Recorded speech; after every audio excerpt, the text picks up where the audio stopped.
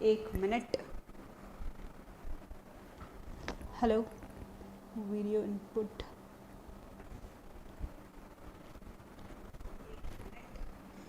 Yes, all clear, no problems,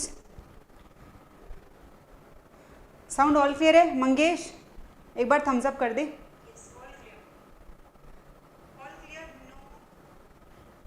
चलो, sound is all clear, तो हम सेशन को स्टार्ट कर सकते हैं। तो पहले एक छोटा सा रिवीजन ले लेते हैं और फिर आ जाएंगे हम आज के कंसेप्ट विद क्वेश्चन पे। आज का जो सेशन है वो है कंसेप्ट विद क्वेश्चन और ये तीसरा लेक्चर है continuously. Yes, all clear, thank you Mangesh. Okay, सबसे पहले तो शेयर कर दो यार, वीडियो को शेयर कर दो। जिनको प्लांट डिजाइन इकोनॉमिक्स पढ़ना है, जो फाइनल ईयर में है, उनको भी रहेगा ये सब्जेक्ट, ठीक है। साथ ही साथ जो गेट प्रिपेयर कर रहे हैं chemical engineering point of view से, उनके लिए भी ये सब्जेक्ट इंपॉर्टेंट है, ठीक है। आज का कंसेप्ट विद क्वेश्चन क्या है? आज का कंसेप्ट विद क्वेश्चन है डेप्रीसिएशन का second type of method, that is decline balance method. Decline balance method का एक और नाम भी होता है, that is text book decline, text book method, ठीक है। दो नाम है इसके, और नाम है, मैं धीरे धीरे बताऊंगी, एक एक सस्पेंस खोलूंगी, ठीक है। कल हमने देखा था स्ट्रेट लाइन मेथड, ठीक है। डिक्लाइन डेप्रिसिएशन निकालने के 5 तरीके हैं, उसमें से पहला तरीका इस स्ट्रेट लाइन मेथड जो हमने कल देखा था। आज हम देखेंगे टेक्स्ट बुक मेथड या डिक्लाइन बैलेंस मेथड। ये दोनों एक ही मेथड बट 2 डिफरेंट नेम्स, ठीक है। फर्स्ट लेक्चर में हमने देखा था कॉस्ट इंडेक्स, सेकेंड लेक्चर में हमने देखा डेप्रीसिएशन, और डेप्रीसिएशन कैलकुलेट करने का सबसे पहला तरीका that was straight line method.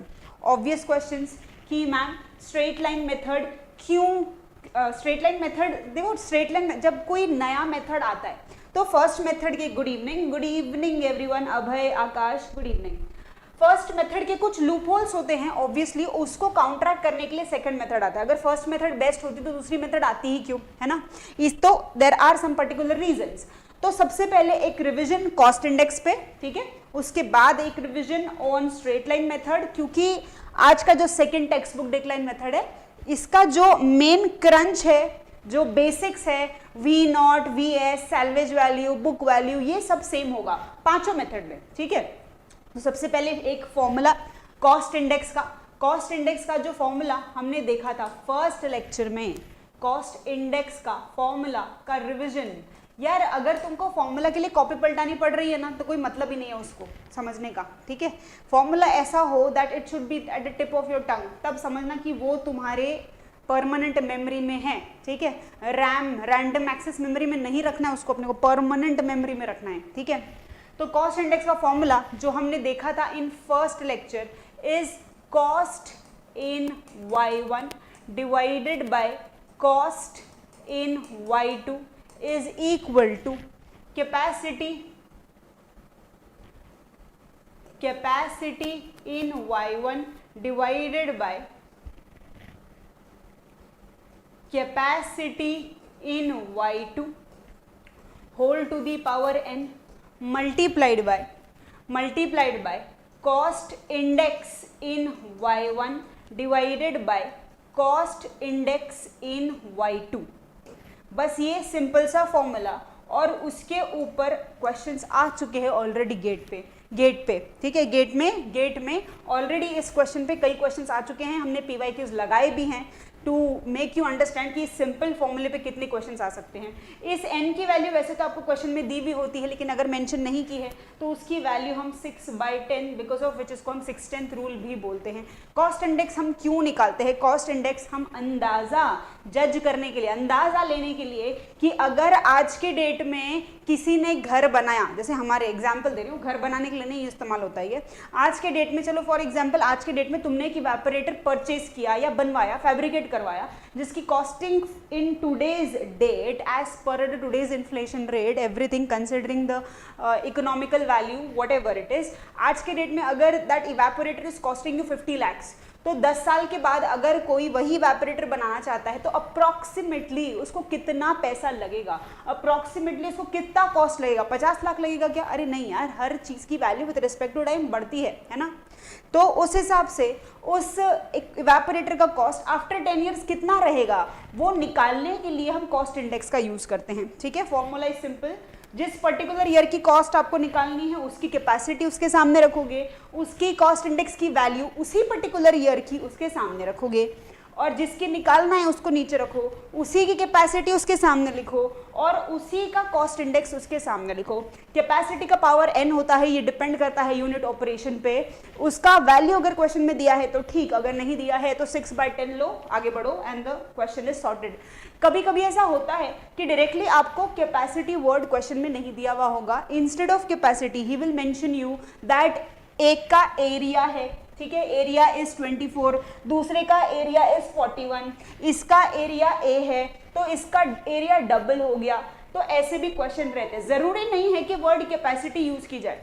Capacity बोल रहा है तो ठीक है, बट कैपेसिटी के इनडायरेक्ट वर्ड्स जैसे capacity, area, surface, surface area, volume, ऐसे वर्ड्स भी वो यूज कर सकता है। ठीक है, okay, now coming back to the depreciation वाला पार्ट, ठीक है, जिसको हमने कल स्टार्ट किया था। तो depreciation is actually a very interesting thing to talk about. सबसे पहले तो डेप्रीसिएशन मतलब होता क्या है वो जानते हैं। तो कल किसी ने बहुत सिंपल वर्ड्स में डेप्रीसिएशन को डिफाइन कर दिया कि ma'am anything which values goes on decreasing with respect to time is known as depreciation. Very very simple, sweet and sober answer. किसी भी चीज की कीमत जब विथ रिस्पेक्ट टू टाइम कम होती जाती है उसको हम बोलते हैं डेप्रीसिएशन। मैम एग्जाम्पल दो, डेफिनेशन मत बताओ, चलो ठीक है, एग्जाम्पल के तौर पे बात करते हैं। तो फॉर एग्जाम्पल अगर मैं इस सेल फोन को परचेज करती हूँ, ठीक है, मैं ओके, थैंक यू आकाश, अगर हम इस सेल फोन को परचेज करते हैं, ठीक है, तो आज के डेट में अगर मैं इस सेल फोन को परचेज कर रही हूँ, ठीक है, तो if this cell phone is costing me 25,000 rupees, ठीक है, एक साल तक मैं इस फोन को इस्तेमाल कर रही हूँ। एक साल के बाद due to my personal interest, phone अच्छा है, ठीक है, फोन सब मस्त चकाचक चल रहा है एकदम, लेकिन मुझे नहीं यूज करना, मुझे दूसरा अपडेटेड वर्जन, अपडेटेड फोन लेना है, तो मैं एक साल के बाद डिसाइड करती हूँ कि मैं इस सेल फोन को बेच रही हूँ। ठीक है, तो एक साल के बाद इस सेल फोन की जो कीमत होगी, for example that is 20,000 rupees, मतलब इनिशियली जब हमने परचेज किया, so at that time the value of the equipment is 25K, ठीक है, 25,000 में खरीदा था हमने। एक साल हमने उसको इस्तेमाल किया, एंड आफ्टर 1 ईयर जब हम उसको मार्केट में बेचने जा रहे हैं तब उसकी कीमत हो चुकी है 20K, मतलब 20,000 रुपीज। तो ये फर्स्ट ईयर में इस सेलफोन की कीमत कम हुई, कितनी कम हुई, 5,000 से कम हुई। सो डेप्रिसिएशन फॉर फर्स्ट ईयर, पहले साल में उस फोन का अमाउंट कितना कम हुआ, उस फोन की वैल्यू कितनी हम कम हुई, तो that is known as depreciation. तो इसको मैं D1 वर्ड बोल देती हूँ, करेक्ट है। तो this D1 is known as depreciation, this D1 is known as depreciation of first year। कौन से साल का डेप्रीसिएशन है वो, फर्स्ट ईयर का डेप्रीसिएशन है। कैसे निकाला हमने फर्स्ट ईयर का डेप्रीसिएशन, ठीक है, तो इसको थोड़ा सा हम टेक्निकली समझते हैं।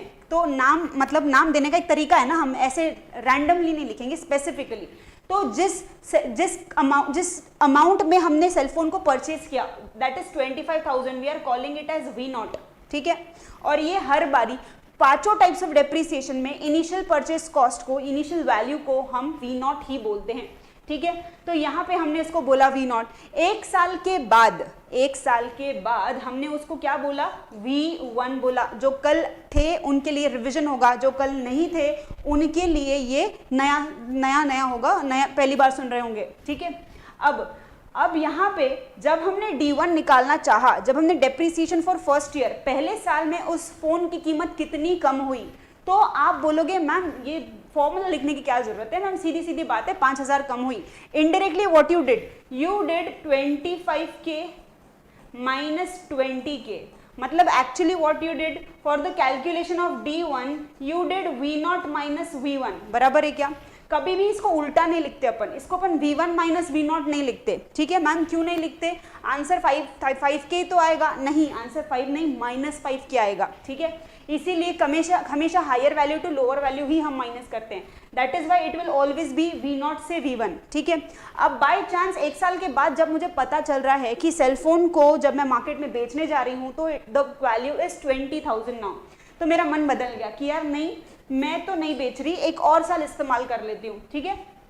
तो मैंने एक और साल उस सेलफोन को यूज किया and now in second year, after second year का यूजेज मैंने सोचा कि अब मैं इस सेलफोन को बेचती हूँ। तो आफ्टर सेकेंड ईयर जो मार्केट वैल्यू मुझे इस सेलफोन की मिल रही है नाउ दैट इज 18K, मतलब सेकेंड ईयर में कितना अमाउंट डेप्रिसिएट हुआ सिर्फ सेकेंड ईयर में। जब आपको कोई बोलता है डेप्रिसिएशन फॉर सेकेंड ईयर, मतलब सिर्फ सेकेंड ईयर के बारे में बात कर रहा है। आप कभी भी ये ज्यादा का दिमाग ना चलाए मैम सेकेंड ईयर मतलब मैंने सोचा फर्स्ट और सेकंड दोनों का बता देता हूँ, नहीं, ऐसा कभी नहीं बोलेगा, ठीक है। अगर उसको ऐसा पूछना है तो he will specify first and second year. Depreciation for second year मतलब सिर्फ और सिर्फ ये सेकेंड ईयर में इस ड्यूरेशन में होने वाला डिडक्शन, ठीक है। तो ऐसे केसेस में आप क्या करोगे? In that case D2 is equal to depreciation of second year, बराबर है depreciation of second year. Second year का डेप्रिसिएशन मतलब D2। क्या किया तुमने? तुम करोगे 20K माइनस 18K, बराबर है क्या?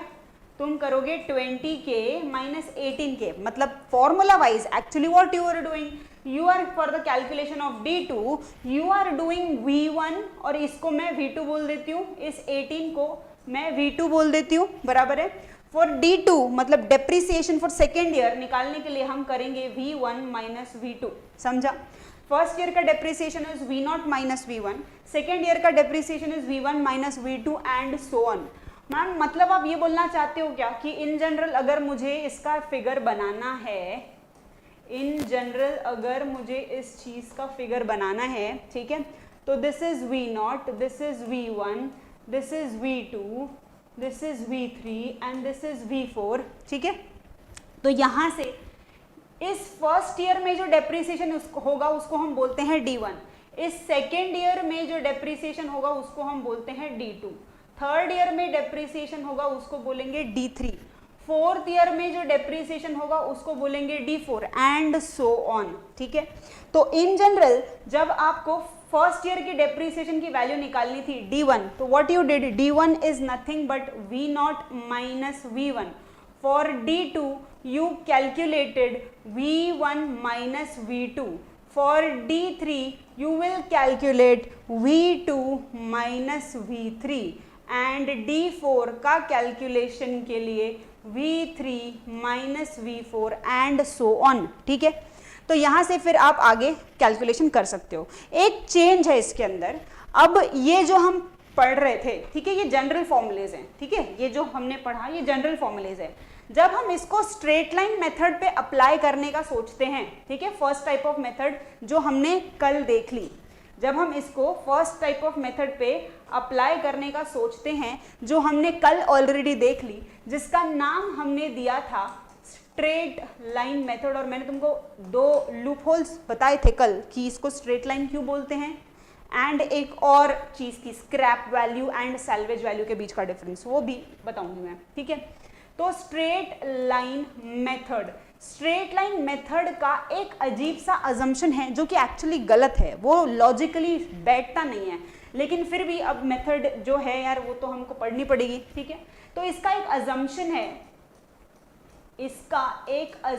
है, और वो अजम्पशन है कि depreciation of every year is constant, मतलब ये D1, D2, D3, D4 हर बार का जो डेप्रिसिएशन है वो कांस्टेंट है। मतलब हर साल, पहले साल आप फोन खरीदे, आपने खरीदा 25 में, पहले साल के बाद अंत में आफ्टर द फर्स्ट ईयर का end what is the cost of that cell phone, तो इट इज 20,000, उसके बाद 15,000, after third year it is 15 and then 10 and 5 and so on. तो हर बार वो बोल रहा है कि every year the value of your cellphone is depreciating at the cost of 5,000 rupees. यार ऐसा कैसे हो सकता है, logically it is that is not possible, right, but that is why this method fails और हमको दूसरी मेथड्स बनानी पड़ी और हम उनको पढ़ते हैं, ठीक है। पर इसमें जो अजम्पशन है वो है, तो the first assumption is D1 is equal to D2 is equal to D3 is equal to D4। तो हर बारी इनको मैं इतने नाम देने से बेटर मैं सीधा सीधा D बोल देती हूँ, है ना। इनको इतने बार D1 D2 D3 क्यों बोलूँ, सब अगर इक्वल ही है तो मैं इनको D ही बोल देती हूँ, ठीक है। अब उसके बाद यहाँ पे डेप्रिसिएशन को कैलकुलेट करने का एक फॉर्मूला है, वो फॉर्मूला मोस्टली लोग याद रखते हैं, लेकिन वो भी हमने कल समझा था।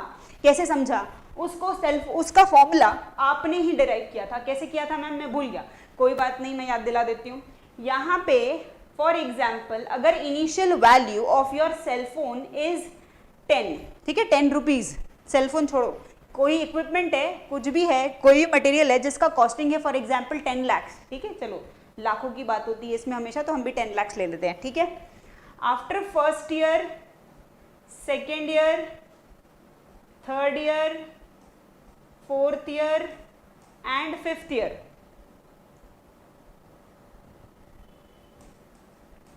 After fifth year the value of that equipment is 0, ठीक है। जब हमने परचेज किया the value of that equipment was 10 lakhs. After 5 years of usage the value of that equipment is 0 now. अब मुझे बताओ कि if we are considering straight line depreciation, मतलब हर साल की depreciation की वैल्यू अगर कांस्टेंट है तो फिर हर साल का इंडिविजुअल डेप्रिसिएशन कितना हुआ होगा, जनता जवाब दे। करेक्ट मंगेश, मंगेश को कल का फॉर्मूला याद है, गुड मंगेश। बाकी लोग जो नए हैं, अगर मैं बोलूं कि मैंने एक इक्विपमेंट को परचेज किया 10 लाख रुपए में, मैंने उसको पहले साल इस्तेमाल किया, second year, third, fourth and fifth, 5 साल इस्तेमाल करने के बाद उस इक्विपमेंट की वैल्यू हो चुकी है 0, और मैं बोलूं कि हर साल का इंडिविजुअल डेप्रिसिएशन का वैल्यू इज कांस्टेंट, तो हर साल का इंडिविजुअल डेप्रिसिएशन का वैल्यू कितना होगा। मंगेश ने तो फॉर्मूला लिख लिया है, बट मैं चाहती हूं कि तुम वो फॉर्मूला ही डिराइव करो यहां से। नहीं, कोई नहीं, ट्यूबलाइट नहीं जला, जलाओ जलाओ। हर साल अगर इसकी कीमत इक्वल वैल्यू से कम हो रही हो and finally if it is 0, तो हर साल कितने अमाउंट से इस इक्विपमेंट की वैल्यू कम हुई होगी। Come on, nobody, no no no one.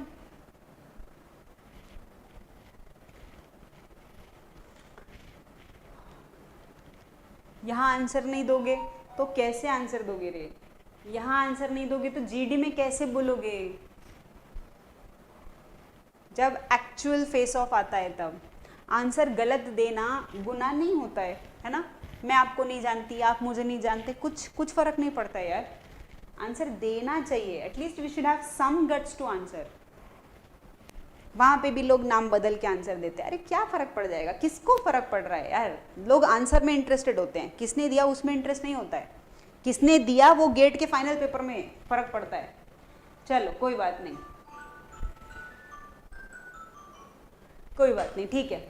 हर साल इस इक्विपमेंट का डेप्रिसिएशन होगा 2 लाख का। मैम कैसे, मोस्टली लोग क्या करते हैं, आप बोलोगे मैम 2 लाख कैसे, 2 लाख मतलब यार यहाँ पे for example if every year 2 lakh का डेप्रिसिएशन, यहाँ पे यहाँ पे यहाँ पे यहाँ पे यहाँ पे, हर बार अगर उस फोन की या उस इक्विपमेंट की कीमत 2-2 लाख से कम होती जाए, तो पहले साल थी 10 लाख, फिर 1 साल के बाद हो गई 8 लाख, 2 लाख माइनस कर दिए, फिर हो गई 6, फिर हो गई 4, फिर हो गई 2 एंड फाइनली 0, ठीक है।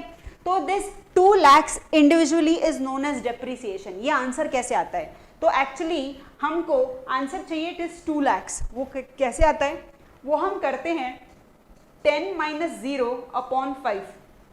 This is the actual value, actual formula for the calculation of depreciation, that ये डेप्रिसिएशन, that depreciation is equal to V0 - Vs upon n। ये क्या है, V0, वी नॉट की वैल्यू है ना initial purchase cost, V S is salvage value जब service life खत्म हो जाए, ठीक है। सर्विस लाइफ मतलब क्या, मैम भूल गया सर्विस लाइफ। सर्विस लाइफ मतलब कि तुम्हारा इक्विपमेंट उतने सालों के बाद खत्म, उसकी सर्विस लाइफ खत्म। मैम ऐसा कैसे पॉसिबल है? अरे यार कोई भी इक्विपमेंट तुम परचेस करते हो, कोई डिस्टिलेशन कॉलम परचेस करते हो, तो कोई भी इक्विपमेंट एक लाइफ के साथ आता है। मैम अगर मैंने इस्तेमाल ही नहीं किया तो, अगर तुमने इस्तेमाल नहीं भी किया फिर भी वो जंग खाएगा, तो आप उसको इस्तेमाल करो या चाहे ना करो, कोई भी इक्विपमेंट जब आप परचेस करते हो तो उसका एक सर्विस लाइफ होता है, उस तक आप उसको सेफली इस्तेमाल कर सकते हो। अगर उस सर्विस लाइफ के आगे आप इस्तेमाल करोगे, सीपीसीबी वाले, सेंट्रल पोल्यूशन कंट्रोल बोर्ड वाले आएंगे और खटिया खड़ी निकाल देंगे, है ना। तो ऐसा नहीं होना चाहिए, इसीलिए हमको सीपीसीबी नॉर्म्स को फॉलो करना पड़ता है, इसीलिए हमको उस इक्विपमेंट को उसके सर्विस लाइफ तक ही इस्तेमाल करना पड़ता है, ठीक है। तो that service life year was 5 years, ठीक है। सर्विस लाइफ तक इस्तेमाल किया, उसके बाद उस इक्विपमेंट की वैल्यू हो गई 0, तो that depreciation is equal to V naught minus V S upon N. तो यहाँ पे वी नॉट अगर तुमको नहीं पता क्या है, तो V naught is initial value, V naught is initial value of the equipment. Vs is known as salvage value. Vs is known as salvage value. And lastly, N is equal to service life. N is equal to service life. ठीक है, correct है। ये था depreciation का, straight line method का depreciation, ठीक है। और एक लास्ट फॉर्मूला जो यहाँ से मैं आपको समझाना चाहती हूँ, ठीक है, जो कि ऑलरेडी हम कल डिराइव कर चुके हैं। यहाँ पे इन जनरल आपने समझा, इधर ध्यान दो अभी, d1 is equal to V naught minus v1। यहाँ से v1 का वैल्यू कितना आएगा ma'am? v1 very easy ma'am, v1 निकालना है तो मैं v1 को उधर भेज दूंगा, d1 को इधर लेके आऊंगा, तो मेरा हो जाएगा v naught minus d1। Ma'am लेकिन स्ट्रेट लाइन मेथड में ना d1 d2 जैसा कुछ एग्जिस्ट नहीं करता, d1 is equal to d, d2 is equal to d, d3 is also equal to d। तो मैम मैं इसको v नॉट माइनस d लिख दूं क्या?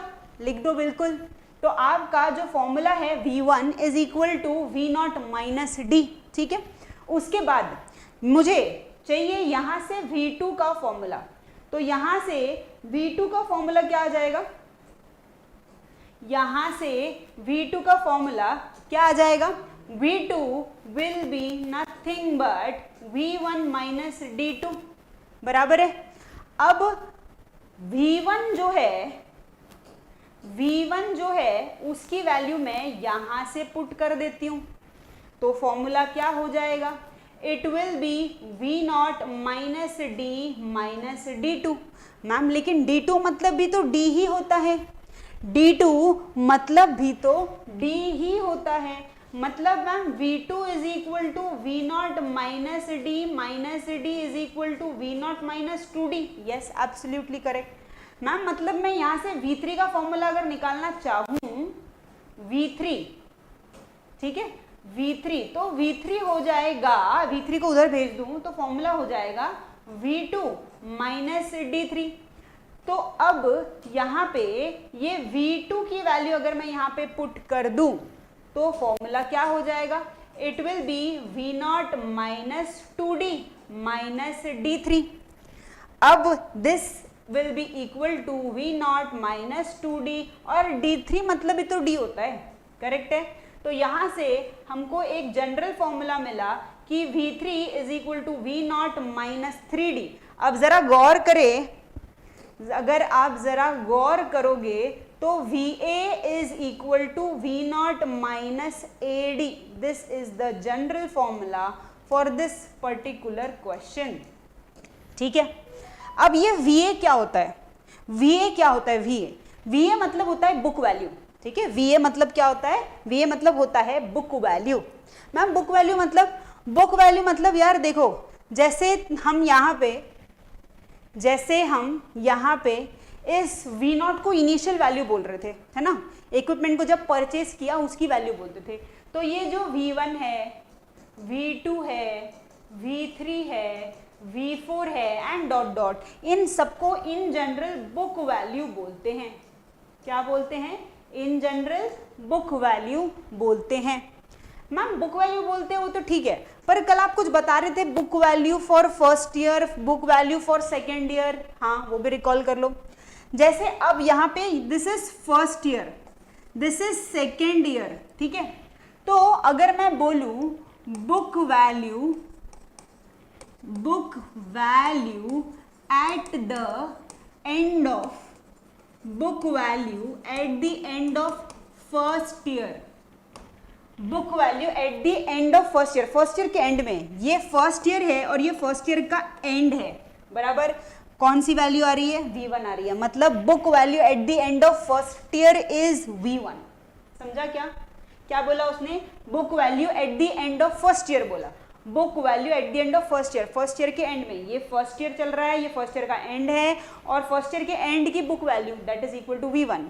अगर वो बोलता कि book value at the end of second year, किसके एंड में बोल रहा है? Book value at the end of second year, तो ये आपका सेकेंड ईयर चल रहा है, ठीक है, और बुक वैल्यू चाहिए आपको सेकेंड ईयर के एंड में, मतलब यहाँ पे that is equal to V2।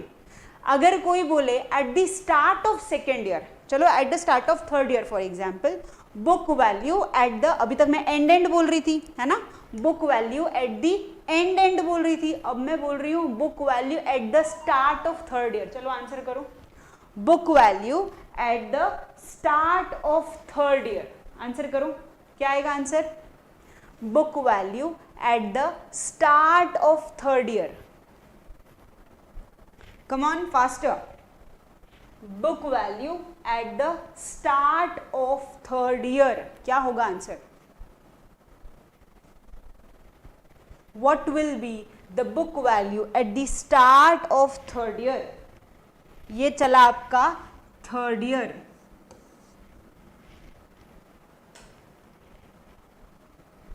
what will be the book value at the start of third year? Come on, क्या आएगा? Come on यार, जिगरा जिगरा, answer.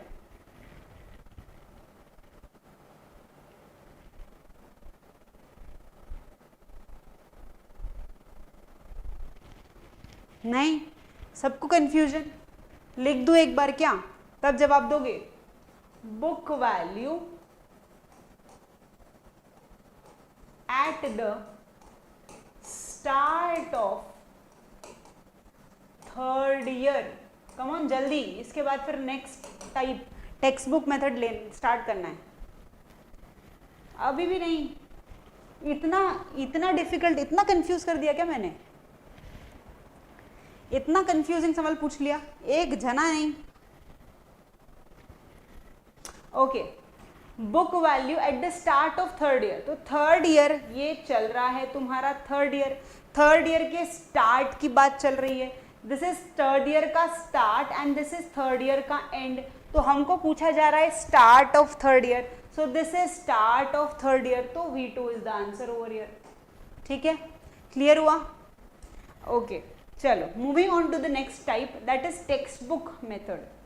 Moving on to the next type, यही ले लेती हूँ मैं बिकॉज मुझे इसका रेफरेंस लगेगा, ठीक है, इसीलिए हेडिंग दे दो next method, that is the concept for question for today,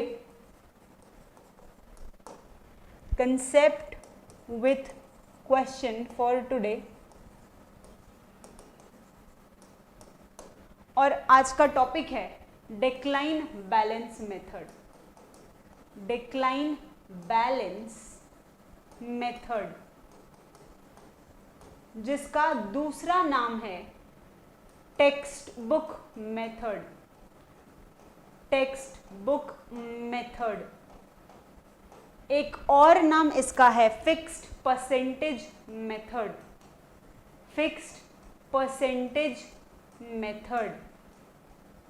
तीन नाम है इसके, decline balance method, then text book method, then fixed percentage method. These are alternatives name for the same method. ठीक है, अब इस मेथड का सबसे पहला अजम्पशन, वो जो पहले जो हमारी मेथड थी वो गलत है, ठीक है, जो बोलती है कि हर बार का डिप्रिसिएशन कांस्टेंट होता है वो यहाँ पे वॉयलेट हो जाता है।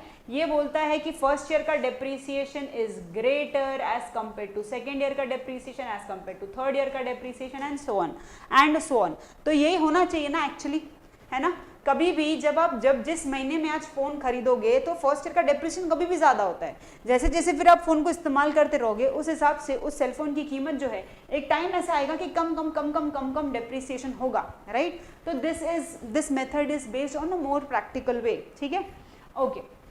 तो टेक्स्ट बुक मेथड या फिर डिक्लाइन बैलेंस मेथड या फिर फिक्स परसेंटेज मेथड, इसमें जो हमारे बेसिक्स है जो कि हमने अभी प्रीवियस मेथड में करे वो सिमिलर है।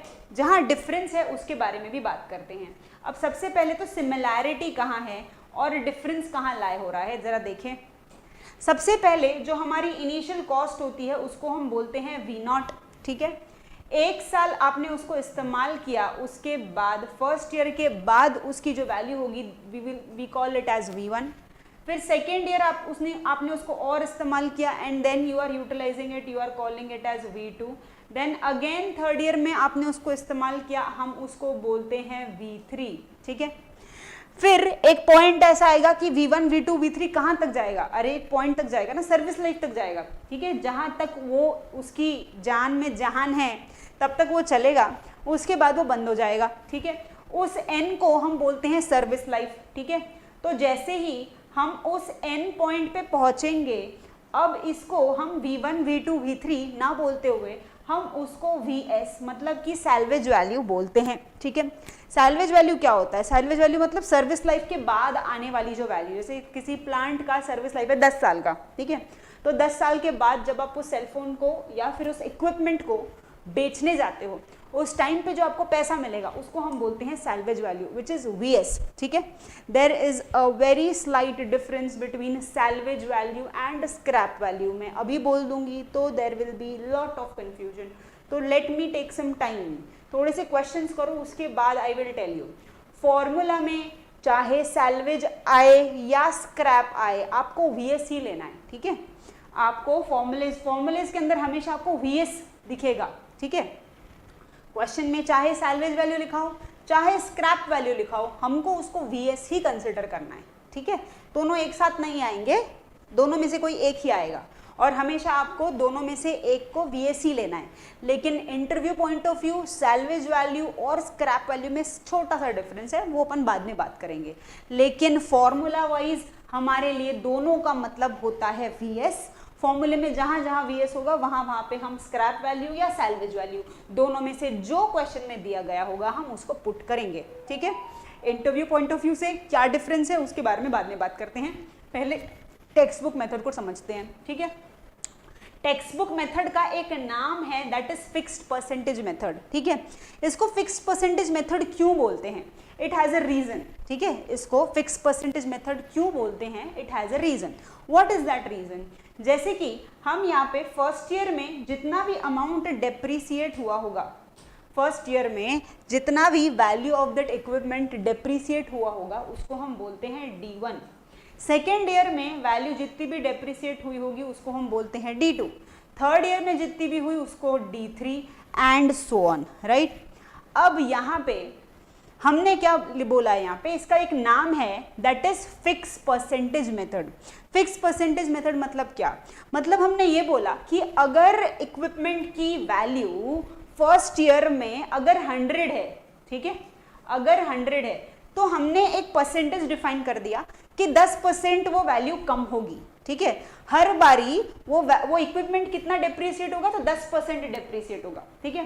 तो अगर मैं यहाँ पे फर्स्ट ईयर का डेप्रिसिएशन निकालना चाहूँ तो मैं क्या बोल रही हूँ? फिक्स परसेंटेज, नाम में ही सब कुछ रखा है, fix percentage method. Fix percentage method मतलब उसने एक परसेंटेज फिक्स कर दिया। For example if that percentage is 10%, ठीक है, तो हर बारी 10% डेप्रिसिएट हो रहा है, मतलब 100 का 10% डेप्रिसिएट हो गया, मतलब फर्स्ट ईयर का डेप्रिसिएशन कितना हो रहा है? 10 रुपए। 100 रुपीज का वो इक्विपमेंट था और फर्स्ट ईयर का डेप्रिसिएशन हो गया 10 रुपए। तो दिस इज योर V0 का वैल्यू। अब तुमको V1 का वैल्यू निकालना है। इनिशियल वैल्यू कितनी थी? 100 रुपए। डेप्रिसिएट कितना हुआ? 10 रुपए। आपको कैसे पता? क्योंकि मैंने आपको बता दिया कि हर साल 10% डेप्रिसिएशन हो रहा है। तो जब अभी आपको V1 की वैल्यू निकालनी है तो V1 कैसा निकालते हैं अपन, V1 निकालते हैं V0 इनिशियल जितनी वैल्यू थी और जितना अमाउंट डेप्रिसिएट हो गया, that is minus D1। Ma'am यहाँ पे D1 D2 D3 सेम नहीं होता क्या? अरे नहीं भैया जागो, वो फर्स्ट मेथड में होता था, यहाँ नहीं, यहाँ पे D1 D2 D3 सब अलग अलग रहने वाला है, ठीक है, ओके। तो अब यहाँ पे फर्स्ट ईयर का डेप्रिसिएशन कितना बोला, मतलब पहले इक्विपमेंट की वैल्यू थी 100, उसके बाद हो गई 10 माइनस, मतलब अब तुम्हारे इक्विपमेंट की वैल्यू हो गई 90।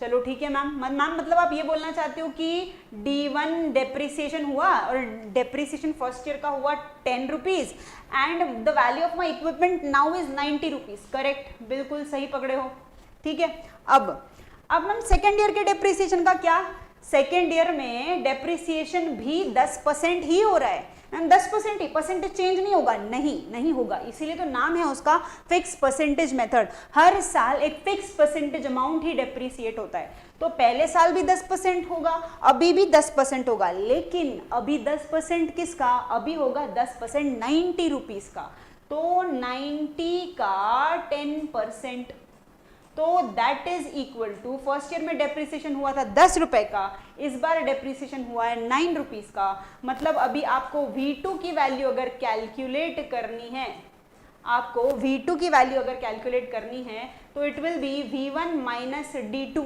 राइट। तो यहाँ पे V1 की वैल्यू कितनी थी 90, राइट, माइनस कितना डेप्रिसिएट हुआ 9, तो अब को कितनी हो गई उसकी वैल्यू 81, राइट। मैम मतलब V3 की वैल्यू 81 बोल रहे हो क्या? हाँ। मैम मतलब D2 की वैल्यू 9 हुई क्या? हाँ करेक्ट है, मतलब तुम समझ रहे हो हर बार का। मैम मतलब यहाँ पे डेप्रीसिएशन अलग अलग होगा, फर्स्ट ईयर का डेप्रीसिएशन का अमाउंट, सेकेंड ईयर के डेप्रीसिएशन का अमाउंट, यस अमाउंट अलग अलग होगा, लेकिन परसेंटेज फिक्स होगा। यहाँ पे भी अगर 10% का डेप्रीसिएशन हो रहा है तो यहाँ पे भी 10% का डेप्रीसिएशन होगा, लेकिन यहाँ पे अमाउंट कितनी हुई डेप्रीसिएशन 10 रुपीज, यहाँ पे अमाउंट कितनी हुई 9 रुपीज। मैम 1 रुपए से क्या फर्क पड़ता है? अरे ठीक है, अब मैं 10 रुपए बोल रही थी, अगर मैंने 10 लाख बोला होता तो अगर ये 100 लाख होते, ये 90 लाख होते, तो पूरे 1 लाख का फर्क समझ आ रहा है, समझा? तो वही रुपीज में तुमको लग रहा है मैम 1 रुपए का तो डेप्रिसिएशन है, अरे but if I am talking it in lakhs तो वो 1 लाख का डेप्रिसिएशन का फर्क पड़ रहा है, ठीक है, ओके। तो ये हम इन जनरल समझ रहे थे, इसको अभी अपन फॉर्मूले में इनकलकेट करते हैं, ठीक है। फॉर एग्जाम्पल जब जैसे मैं तुमको 10% बोल रही थी, उस 10% को अगर अपन f नाम दे देते हैं, ठीक है, उस 10% को अपन f नाम दे देते हैं, तो यहाँ पे तुमने D1 की वैल्यू कितनी लिखी, V0 into that number, correct है, वो जो फिक्स परसेंटेज, वो जो परसेंटेज को आपने फिक्स किया कि 10% वो वैल्यू कम होती जाएगी, उसको मैं f बोल देती हूँ, ठीक है। तो यहाँ से मैं D1 को V0, देखो जरा, यहाँ पे मैं D1 को V0 इंटू एफ लिख सकती हूँ क्या? बराबर है। सिमिलरली D2 को मैं V1 इंटू एफ लिख सकती हूँ क्या? मैम V1 कहाँ से आया? V1 मतलब 90 और f क्या है? f मतलब 10%। मैंने तुमको बोला कि वो जो फिक्स परसेंटेज है उसको तुम f कंसिडर करो, 10% से कम करना है तो 10% को f कंसिडर कर लिया, ठीक है। तो यहाँ से हमारे पास इन जनरल D1 का एक वैल्यू मिला, फर्स्ट ईयर के डेप्रिसिएशन का एक वैल्यू मिला, that is V0 into F, ठीक है। सिमिलरली जब मुझे D2 की वैल्यू कैलकुलेट करनी थी, that is equal to V1 into F. उसी तरीके से जब मुझे D3 की वैल्यू कैलकुलेट करनी पड़ेगी, that value will be V2 into F. समझ आई? इन जनरल मैम मतलब इन जनरल अगर मुझे डेप्रिसिएशन का फॉर्मूला निकालना है, जनरल फॉर्मूला, तो मैं VA-1 इंटू एफ लिख सकती हूँ क्या? बिल्कुल लिख सकते हो। किसके लिए लिखोगे ये आप लिखोगे टेक्स्ट बुक मेथड के लिए, फिक्स परसेंटेज मेथड के लिए। मैम मतलब डेप्रिसिएशन तो ठीक है, अब मुझे इसका फॉर्मूला बताओ, बुक वैल्यूज का। चलो ठीक है, बुक वैल्यू का फॉर्मूला लिखते हैं अपन। यहाँ पे बुक वैल्यू में हमने देखो यहाँ पे आपने V1 की वैल्यू लिखी, क्या लिखी? V1 is equal to V0 minus D1, V1 is equal to V0 minus D1, तो this is equal to V0 minus D1। अब यहाँ से D1 की वैल्यू अभी हमने निकाली, that is equal to V0 into F, V naught into F, correct है, V naught into F. तो ये वी नॉट अगर मैंने कॉमन निकाल दिया, जरा ध्यान दे इधर, अगर मैंने यहाँ से वी नॉट कॉमन निकाल दिया तो क्या बचेगा, 1 माइनस एफ बचेगा, V1 का वैल्यू, ठीक है। सिमिलर ग्राउंड्स पे अगर मैं V2 की वैल्यू निकालना चाहूँ, ठीक है, यहाँ से देखो V2 की वैल्यू निकालना चाहूँ तो it is V1 minus D2, बराबर है, V1 minus D2 is equal to V1 minus D2 की वैल्यू क्या है, यहाँ से देखो D2 की वैल्यू क्या है, V1 इंटू एफ, राइट, V1 इंटू एफ, मतलब यहाँ से V1 कॉमन निकाल दिया तो इट इज, यहाँ से अगर मैंने V1 कॉमन निकाल दिया तो इट इज 1 माइनस एफ। तो अगर मैं V2 को लिखूं V1, तो V1 का फॉर्मूला फिर मैं यहाँ से इधर पुट कर रही हूँ, तो V1 का फॉर्मूला ऊपर अपन ने निकाला तो वो हो जाएगा V not 1 minus F into 1 minus F. Ma'am मतलब V2 का फॉर्मूला हो जाएगा V नॉट 1 माइनस एफ का स्क्वायर, यस, V2 का फॉर्मूला हो जाएगा 1 माइनस एफ का स्क्वायर। मैम मतलब इन जनरल अगर इसका फॉर्मूला लिखना है तो मैं VA इज इक्वल, सॉरी, हाँ, VA is equal to V not 1 minus F to the power A लिख सकती हूँ क्या, इन जनरल अगर मुझे लिखना है तो बिल्कुल लिख सकते हो, इन जनरल बुक वैल्यू, मतलब कोई भी बुक वैल्यू अगर आपको कैलकुलेट करनी है तो आप VA से लिख सकते हो, that VA is equal to V not 1 minus F to the power A। Correct है क्या, करेक्ट है क्या, समझा, दोबारा रिपीट करूं, you want me to repeat it, एक बार देखो, एक बार दोबारा बता रही हूं, यहां पे initial value of the equipment is V not, first year का डेप्रीसिएशन एंड उसके बाद V1। जनरली हम डेप्रीसिएशन V1 की वैल्यू कैसे निकालते हैं, जब हमको V1 निकालना होता है हम करते हैं V नॉट माइनस D1, वही मैंने यहाँ पे किया, देखो V नॉट माइनस D1, लेकिन डेप्रीसिएशन हर बार का यहाँ पे फिक्स होता है, तो फर्स्ट ईयर का depreciation is V not into एफ, सेकेंड ईयर का डेप्रीसिएशन इज V1 इंटू एफ, राइट, एंड सो ऑन। हर बार का परसेंटेज फिक्स कर दिया गया है, अमाउंट अलग अलग होगा, डेप्रीसिएशन की वैल्यू भले ही अलग अलग होगी लेकिन that amount, sorry, that percentage will be fix, amount will be different. किस अमाउंट से depreciation D1, D2, D3, D4 ये वैल्यूज अलग अलग होगी लेकिन परसेंटेज सेम होगा, ठीक है। तो यहाँ से हमने इंडिविजुअली फर्स्ट ईयर के डेप्रीसिएशन D1 की वैल्यू पुट करी, that is V not into F, तो हमने रखा, तो यहाँ से हमको V1 की वैल्यू मिल गई, that is V not 1 minus F.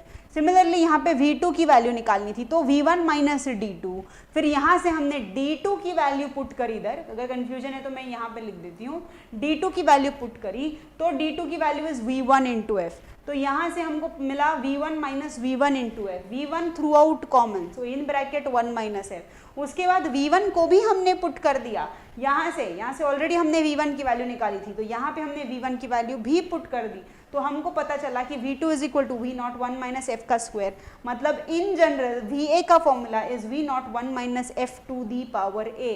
मतलब इन जनरल हमने यहाँ पे जब स्ट्रेट लाइन में, सॉरी, टेक्स्ट बुक मेथड या डिक्लाइन बैलेंस मेथड के जो जनरल फॉर्मूलेज हैं, ठीक है, वो क्या है, तो सबसे पहला formula is VA is equal to V not 1 minus F to the power A। सबसे पहला general formula is 1 minus F to the power A, ठीक है, ये था VA का फॉर्मूला।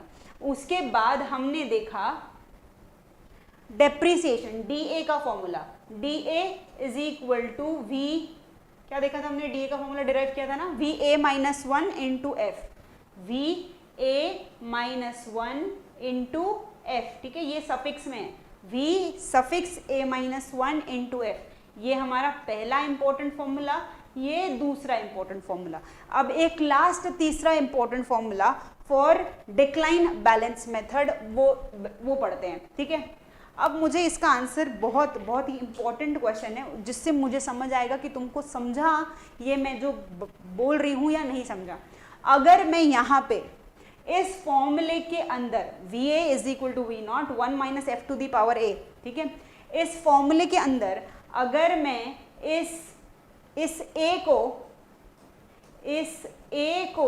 n से रिप्लेस कर दूं, अगर मैं यहाँ पे इस ए को एन से रिप्लेस कर दूँ, सर्विस लाइफ से रिप्लेस कर दूँ, तो ये वी क्या होगा बताओ मुझे। अगर मैं इस ए को सर्विस लाइफ एन से रिप्लेस कर दूँ तो ये वी क्या हो जाएगा बताओ। इसका जवाब जिसने दिया ना उसको अच्छे से समझिए, पूरा टॉपिक उसको बड़ा अच्छे से समझ आया है। अगर यहाँ पे आप मुझे बताओ कि मैं ए को एन से अगर रिप्लेस कर देती हूँ तो ये वी ए नहीं रहेगा, ये एक स्पेशल केस हो जाएगा। ये वी ए जनरल केस है कि नहीं, यहाँ पे 1 2 3 4 कुछ भी आ सकता है, this is book value, in general book value. जब मैं V1 V2 V3 करती हूँ तो वो एक स्पेसिफिक केस हो जाता है, लेकिन जब मैं इस ए को एन से रिप्लेस कर देती हूँ तो ये वी ए नहीं रहता, अभी कुछ और हो जाता है। कम ऑन, क्या हो जाता है, क्या हो जाता है, ये मैंने कल ही बोला था आपको। कल किसी ने मुझे बोला था मैम डेप्रीसिएशन का formula V0 minus N D बोला था किसी ने, तो मैंने बोला था नहीं यार V0 माइनस एन डी नहीं आएगा, V0 माइनस ए डी आएगा, और एन यहाँ पे क्यों नहीं आएगा इसका जवाब मैं कल दूंगी। तो दिस इज दैट पार्ट, जब यहाँ पे ए को एन से रिप्लेस कर दिया तो ये वी ए नहीं बचेगा, क्या हो जाएगा वो बताओ। एनी गेसेस, कम ऑन, तुक्का ही सही यार, सोच के तो देखो क्या होगा बताओ। इतना भी डिफिकल्ट नहीं है, इतना भी कुछ डिफिकल्ट नहीं है कि आप आंसर ना कर पाओ। जब ए को मैं एन से सर्विस लाइफ से रिप्लेस कर देती हूँ, सर्विस लाइफ पे बुक वैल्यू बचती है क्या, नहीं। सर्विस लाइफ पे जब ए की वैल्यू बढ़ बढ़ के इतनी बढ़ जाती है कि वो उसकी सर्विस लाइफ बन जाती है, at that point V A की वैल्यू क्या हो जाएगी, वी ए की वैल्यू वी ए रहेगी क्या, कम ऑन, नहीं, नोबडी, कम ऑन यार, कम ऑन आंसर। ये वन वे क्लास नहीं अच्छी लगती मुझे, very boring, becomes very boring. Come on, गलत जवाब दो, पर मुझे समझ तो आ रहा है कि घुस रहा है कि नहीं घुस रहा है, उस हिसाब से I try to elaborate my explanation.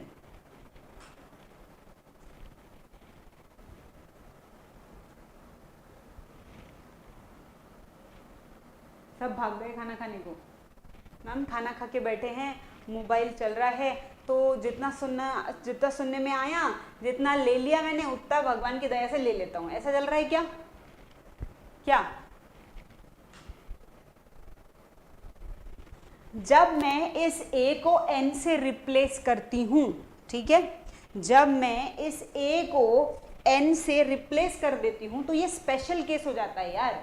जब हम इस ए को, ये था ए, ये भी ये ए है, ये ए है, ये ए है, लेकिन जब ये ए एन हो जाता है तो ये वी ए नहीं बचा, ये वी एस बन चुका है। जब हमारे इक्विपमेंट की सर्विस लाइफ तक की बात चल रही है तब हम वी ए नहीं बोलते, हम अब वो स्पेशल हो चुका है, अब वो सैल्वेज वैल्यू बन चुका है। तो ऐसे केसेस में जब इस फॉर्मूले में हम इस ए को एन से रिप्लेस कर देते हैं तो this V A becomes equal to V S, और यहाँ पे हम एफ की वैल्यू इस फॉर्मूले से जनरली सीधा आपको एफ का फॉर्मूला बता देंगे कि एफ का फॉर्मूला क्या होता है। तो F is equal to 1 minus V S by V naught to the power 1 by N, ये फॉर्मूला दे देंगे आपको, ठीक है, और ये बोलेंगे कि ये 3 फॉर्मूलेज है टेक्स्ट बुक डिक्लाइन मेथड के, ठीक है। पर ये फॉर्मूला आता कहाँ से है, ये इसी फॉर्मूले से आता है। यहीं पे जब एफ को ए को हम एन से रिप्लेस कर देते हैं तब ये वी ए वी एस बन जाता है। यहाँ से अब ये V S by V naught is equal to 1 minus F to the power N, यहाँ से V S by V naught whole to the power 1 by N is equal to 1 minus F, यहाँ से F is equal to 1 minus V S by V naught whole to the power 1 by N. तो ये f की value यहाँ से हमको मिल जाती है। तो यहाँ से यही है वो f की वैल्यू जो हमको यहाँ पे ऑलरेडी याद करना पड़ता है, ठीक है। तो ये आई कहाँ से, तो इसी फॉर्मूले से आई, मतलब एक्चुअली यहाँ पे 2 ही फॉर्मूले है यार, ये फर्स्ट और ये सेकंड, ठीक है, और इसी फॉर्मूले से ये f की वैल्यू आ जाती है, ठीक है। तो लेकिन ये तीनों फॉर्मूलेज आपको मुँह ज़बानी याद रहने चाहिए जब भी कोई फिक्स्ड परसेंटेज मेथड बोलता है, तो ये 3 फॉर्मूलेज पे ये मेथड सिमट जाती है, ठीक है। क्लियर है, जाए अपन क्वेश्चन के ऊपर। स्क्रीनशॉट ले लो एक बार, स्क्रीनशॉट ले लो, स्क्रीनशॉट ले लो एवरीवन। इस साइड का भी ले लें,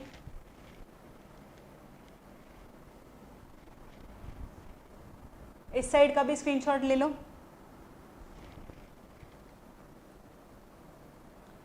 इधर डायग्राम के साथ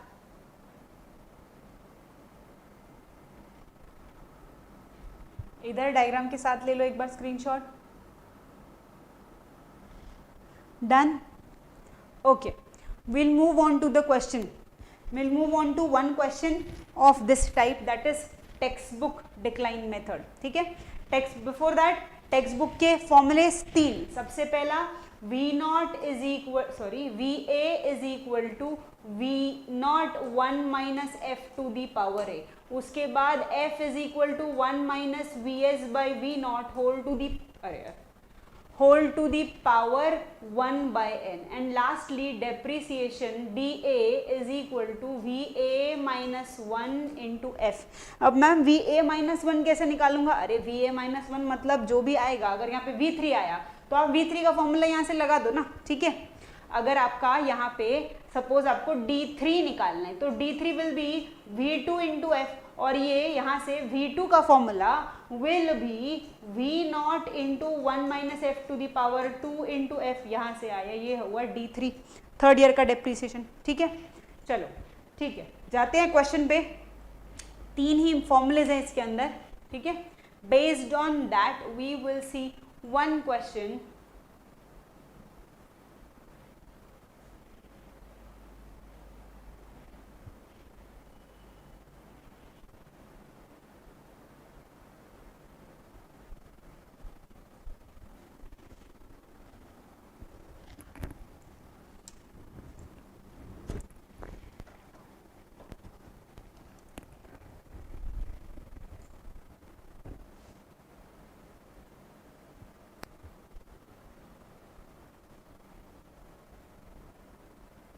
फॉर्मूलेज देख लो एक बार।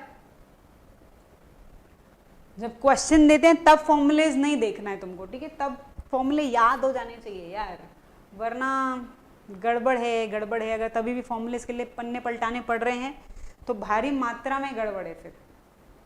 Okay, so this is the first question. अब आंसर नहीं दिया ना तो देखो फिर तुम लोग, अब आंसर दो मेरे को। चलो फॉर्मूला भी रहने देते हैं, इसका कुछ काम नहीं है, इसे हटा देते हैं। So the first question is on your screen. This is from 2005 IIT Bombay. The question is the original value of the equipment. The original value of the equipment is rupees 10,000. मतलब V naught is equal to 10,000 rupees. V naught is equal to 10,000 rupees. The salvage value is 500, मतलब VS की value दे रखी है 500 rupees. At the end of its useful life period of 5 years, मतलब N is equal to 5 years. What is the asset value? Asset value is another name for book value. ठीक है, confuse नहीं होना, note कर लें। Book value मतलब ही होती है asset value. What is the asset value after 2 years by using decline balance method, मतलब 2 साल के बाद की बात कर रहा है। तो ये अपन एक ग्राफ बना लेते हैं, ठीक है, हम एक ग्राफ बना लेते हैं। तो हमारे ग्राफ में 2 साल की बात कर रहा है। तो ये फर्स्ट ईयर चल रहा है, this is V not. First year के बाद this is V1, second year के बाद दिस इज V2, ठीक है, ये क्या है V2 है। तो हमें क्या बोला गया है, आफ्टर 2 years, तो दिस इज V2, ठीक है। तो यहाँ से मुझे V2 की वैल्यू निकालनी है। तो V2 मतलब यहाँ से V2 is equal to V naught in bracket 1 minus F का स्क्वायर, ठीक है। अब यहाँ से F की वैल्यू अगर मुझे निकालना है तो यहाँ पे F नहीं है ना यार, V नॉट पता है मेरे को बट F नहीं पता। तो F is equal to 1 minus V S by V naught whole to the power 1/n। अब यहाँ पे सब कुछ पता है ना, f में सब कुछ पता है, vs पता है, v0 पता है, n पता है, तो f की वैल्यू निकालो। f की जो भी वैल्यू आएगी आप उसको फर्स्ट इक्वेशन में पुट कर दें और v2 की वैल्यू निकालें। बताओ आंसर कितना आ रहा है, कम ऑन फास्टर, कितना आंसर आ रहा है फटाक से।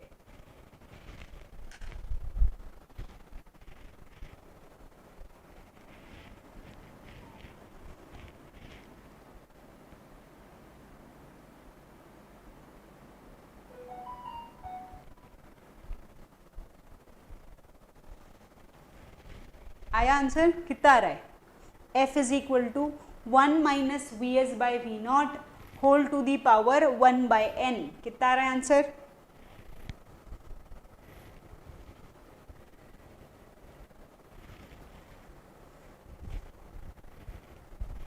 चलो वैल्यू भी पुट कर देते हैं, वैल्यू पुट कर देते हैं। इस प्रॉब्लम के हिसाब से it is equal to 1 minus V S की value is 500 divided by V nought की वैल्यू आ जाती है 10,000 whole to the power 1/n, n की वैल्यू आ जाती है 5।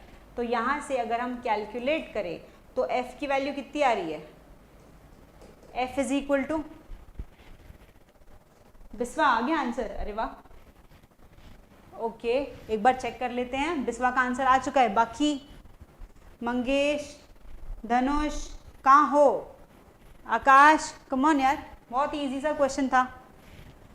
f का वैल्यू कितना आया है,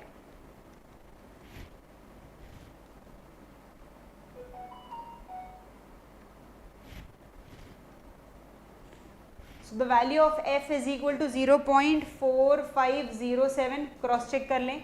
और इस वैल्यू को जब हम यहाँ पे पुट करेंगे v2 is equal to v0 that is equal to 10,000 1 minus 0.4507 to the power 2, ठीक है, is equal to, final answer कितना आ रहा है 10,000 in bracket 1 minus 0.4507 to the power 2, so the answer is equal to 3017.30। अब इसका closest answer है ये वाला, तो आंसर इज ए, करेक्ट है, एग्जैक्ट नहीं आई है वैल्यू, 3017 आई है, करेक्ट है मंगेश, बिस्वा करेक्ट है वैल्यू 3, हाँ करेक्ट, वेरी करेक्ट, करेक्ट है, आया है आंसर। जब एग्जैक्ट आंसर ना आए तो क्लोजेस्ट आंसर को रिलेट करके हम चेक मार्क लगा देंगे, ठीक है, तो you can able to understand कि एग्जैक्ट नहीं भी आई फिर भी हम आंसर दे सकेंगे, ठीक है, ओके। तो moving on to the next question, from same text book decline method, text book method,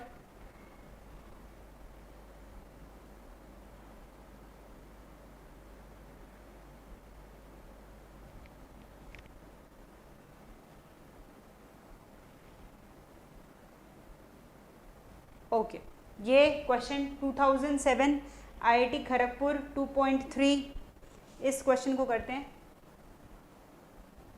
IIT Kanpur sorry,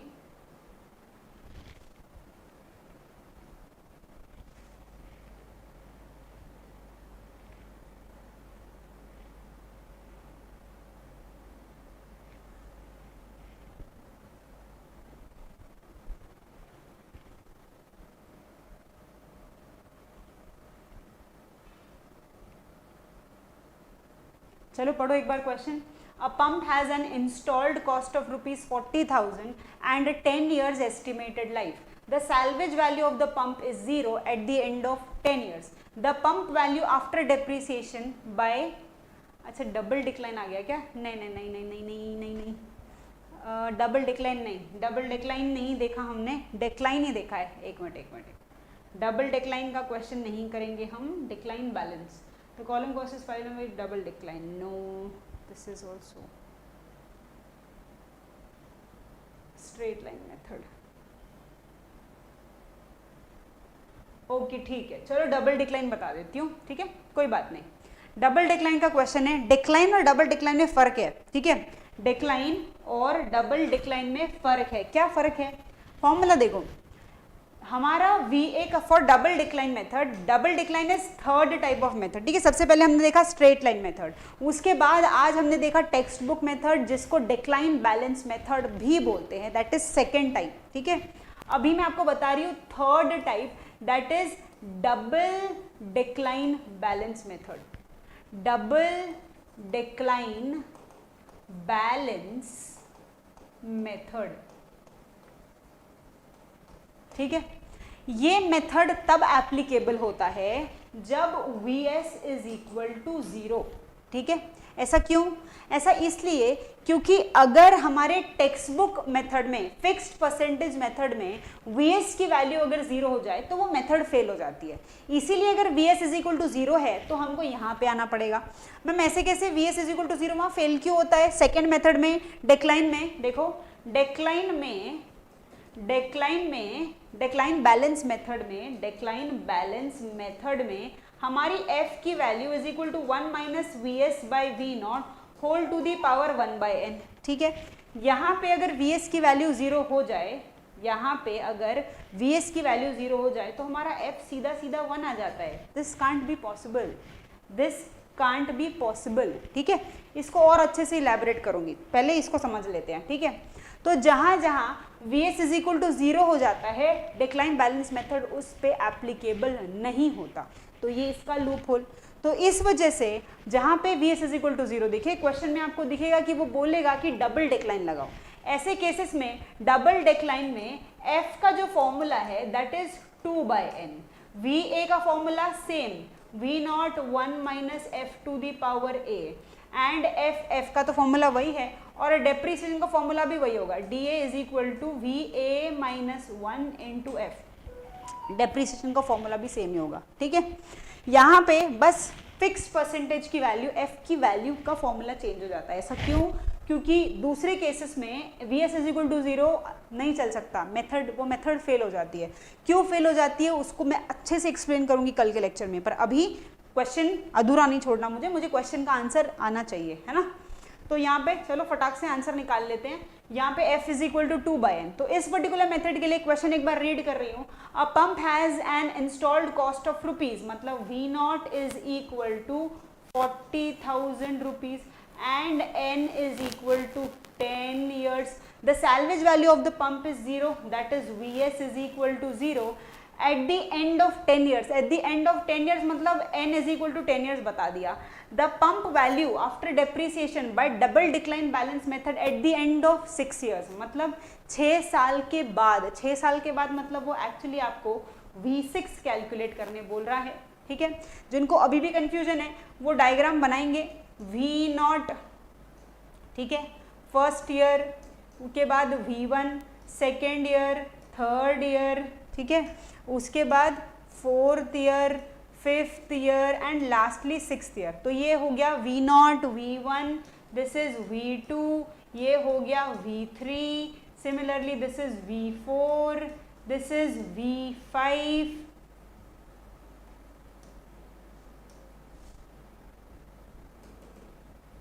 this will B V5 and sixth year के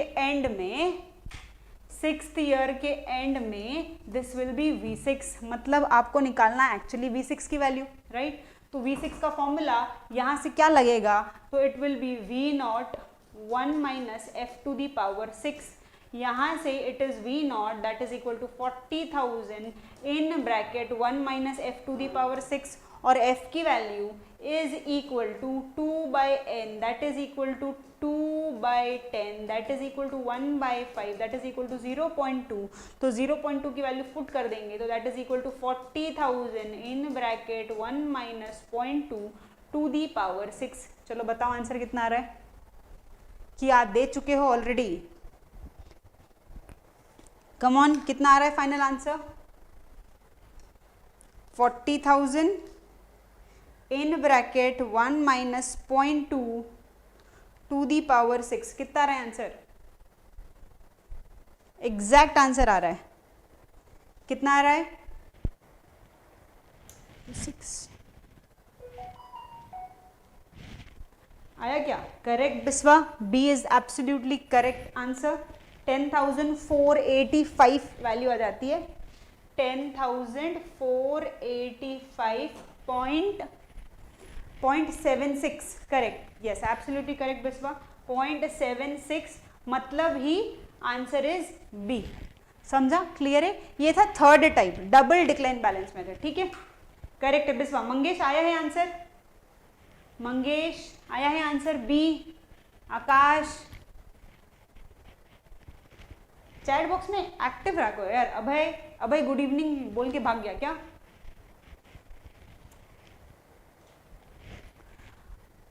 ओके, समझा, मेथड समझी है सबको? सबसे पहले हमने देखा स्ट्रेट लाइन मेथड, उसके कुछ लूप होल्स थे। पहला लूप होल ये कि हर बार का डेप्रिसिएशन कांस्टेंट है वो ये अज्यूम करता है, ये बकवास है, ऐसा हो नहीं सकता रियल लाइफ में, ठीक है। लेकिन हमको अगर बोला जाए कि स्ट्रेट लाइन मेथड से आंसर निकालो तो हम भी वही अजम्पशन लेके आंसर निकालते हैं, इसलिए हमको सेकंड मेथड पढ़नी पड़ी, that is text book method, जिसका दूसरा नाम है फिक्स परसेंटेज मेथड या डिक्लाइन बैलेंस मेथड। लेकिन इस मेथड में जो फर्स्ट मेथड का जो लूपहोल था कि डेप्रिसिएशन इज कांस्टेंट, उसको तो ओवरकम कर लिया गया। यहाँ पे d1 is greater than d2 is greater than d3 and so on. लेकिन एक दूसरा लूपहोल यहाँ पे आ गया, दैट इज कि vs जब भी जीरो हो जाता है तो ये मेथड फेल हो जाती है, ठीक है। इसलिए डिक्लाइन बैलेंस का तीसरा मेथड डेप्रिसिएशन का, that is double decline balance method. तो डबल डिक्लाइन बैलेंस में सारे फॉर्मूले सेम, सिर्फ ये f का फॉर्मूला बदल जाता है। कहाँ गया f का फॉर्मूला? f का फॉर्मूला इस पर्टिकुलर मेथड में इज इक्वल टू 2/n, बाकी दोनों फॉर्मूले सेम, ठीक है। तो इस हिसाब से this is third type of method, that is double decline balance method, ठीक है। तो इसके और PYQs बाकी है, और ये पार्ट, इस पार्ट को मुझे और अच्छे से एक्सप्लेन करना है। जनरली लोग याद रखते हैं कि जब vs इज इक्वल टू 0 तो ये मेथड फेल, लेकिन एक एक्सेप्शन केस ऐसा है कि vs 0 होने के बावजूद भी ये मेथड एप्लीकेबल हो जाती है, ठीक है। तो उस इंटरेस्टिंग टॉपिक को हम कल डील करेंगे। कल का हमारा कंसेप्ट विद क्वेश्चन होगा mixture of both this methods, decline balance method and text book method, ठीक है। तो कल हम दोबारा मिलेंगे अगेन डेप्रिसिएशन के पार्ट 3 कंसेप्ट विद क्वेश्चन के साथ, ठीक है। टिल देन आई होप आपको कोई डाउट ना हो, अगर है तो आप बता सकते हो। अच्छा मंगेश, गड़बड़ हो गई, क्या हुई? इजी था क्वेश्चन, अभी समझा है? ठीक है, गड़बड़ हुई कोई बात नहीं, अभी समझा है, आया है आंसर कि अभी भी कहीं गड़बड़ कर रहा है? ऑल क्लियर है? देखो तुम्हारा कोई भी डाउट मेरे लिए सिली नहीं होता, तो मेरे लिए सारे डाउट्स इंपॉर्टेंट होते हैं, ठीक है। अगर मैं आंसर कर पाऊंगी तो मैं हर आंसर का जवाब दूंगी यार, ठीक है। मैं आंसर नहीं कब नहीं देती हूँ, जब मुझे खुद नहीं पता होता ना तुम्हारे डाउट का आंसर, तब नहीं देती हूँ मैं answer. If I am able to I will definitely answer, okay. अच्छा ठीक है, चलो गुड टू हियर दैट कि अब कोई डाउट नहीं है, ठीक है। ओके ठीक है, then we will meet, okay clear है Mangesh, then we'll meet tomorrow again at 9 PM again with the concept of question. तो कल का लेक्चर इंपॉर्टेंट है क्योंकि हर जगह आप याद करते हो कि vs is equal to 0 for decline balance method, इसीलिए आता है डबल डिक्लाइन बैलेंस मेथड। लेकिन एक एक्सेप्शन केस में ये मेथड एप्लीकेबल होती है, तो उसके बारे में अपन कल डिस्कस करेंगे, ठीक है। Till then good night, take care, see you tomorrow at 9 PM again.